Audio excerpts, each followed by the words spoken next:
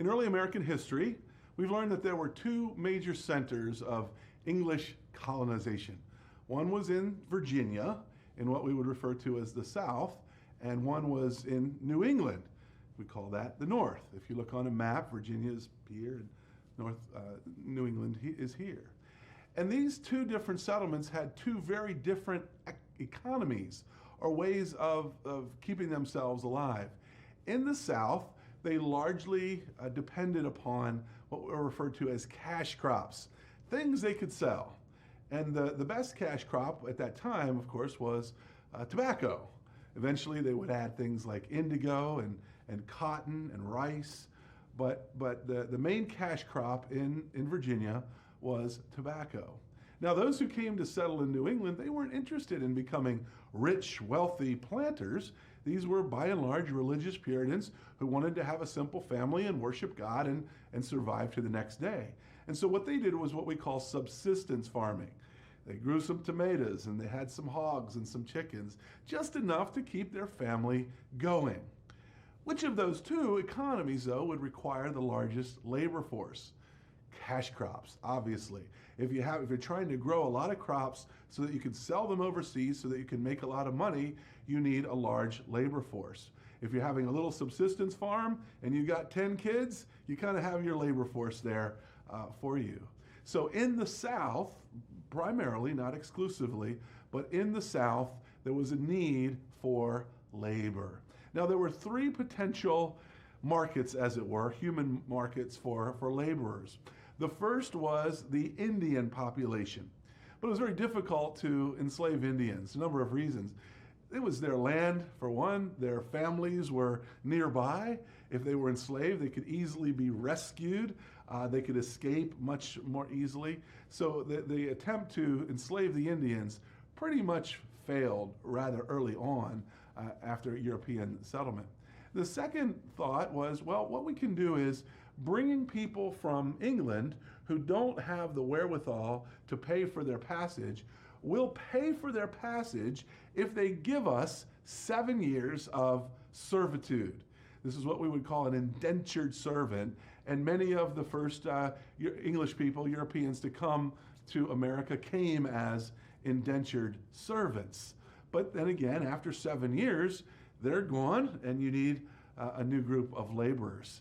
The indentured servitude program eventually kind of fell apart, largely because of the third labor market, which was the African labor market.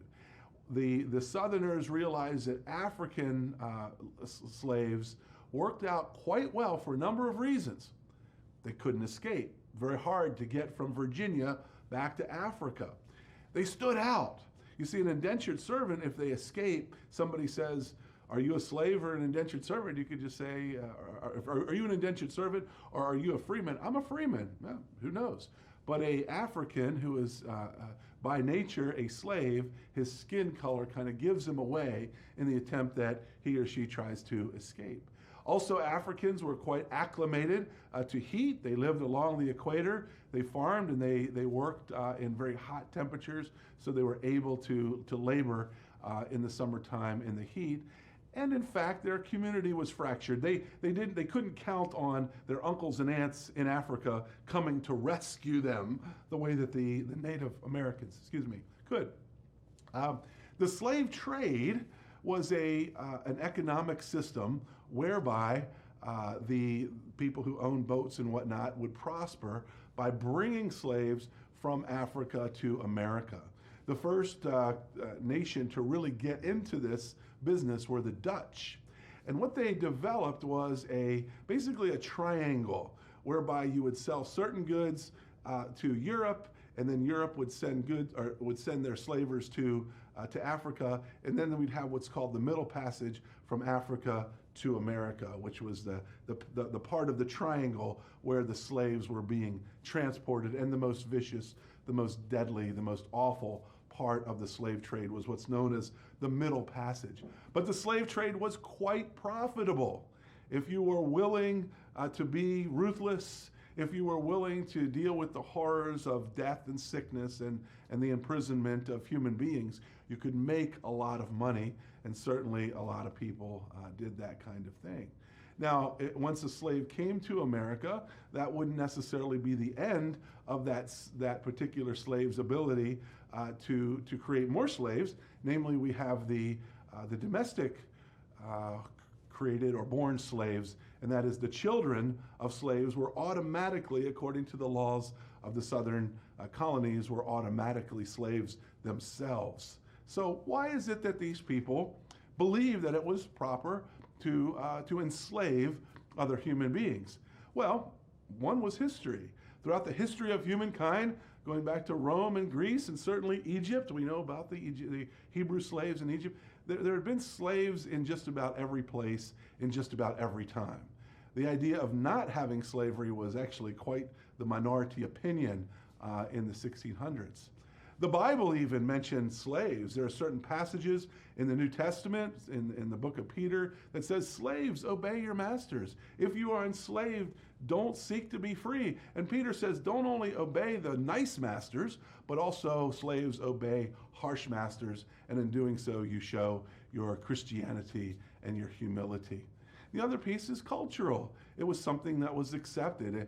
I don't sense that the people who had enslaved their fellow human being had a real strong sense of guilt. It was just inbred into them that this is the way that it is. Now, in the year 1808, and I know we're getting a little ahead of ourselves, the United States outlawed the slave trade. In other words, you couldn't, if you wanted a slave after 1808, you couldn't get him or her from Africa or from any other part of the world. The only place you could buy a slave would be in America. And so what's going to happen then is we're going to have a strong desire for the domestic breeding of slaves to create a new crop of slaves. And that leads to what we call genetic selection, where the planters, the farmers, are actually matching up slaves to try to create stronger and more robust, more hardworking slaves. The masters are going to give the women incentives for having as many possible children as she can. A new dress, they would give money, they would give coins to women who had their 15th child, for example.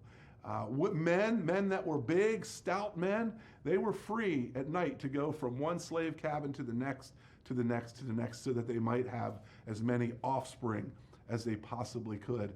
And we know as well that there was a lot of what we call miscegenation, which means interactions between the slave owners and the slaves themselves. And so in America, by the end of the 19th century, about a third of people who are designated black are actually mixed race. They're what they called at the time mulattoes. And even after 1808, there's still some people that are running an illegal slave trade. They didn't, even though the federal law said you can't do that, there were quite a few slave traders beyond 1808.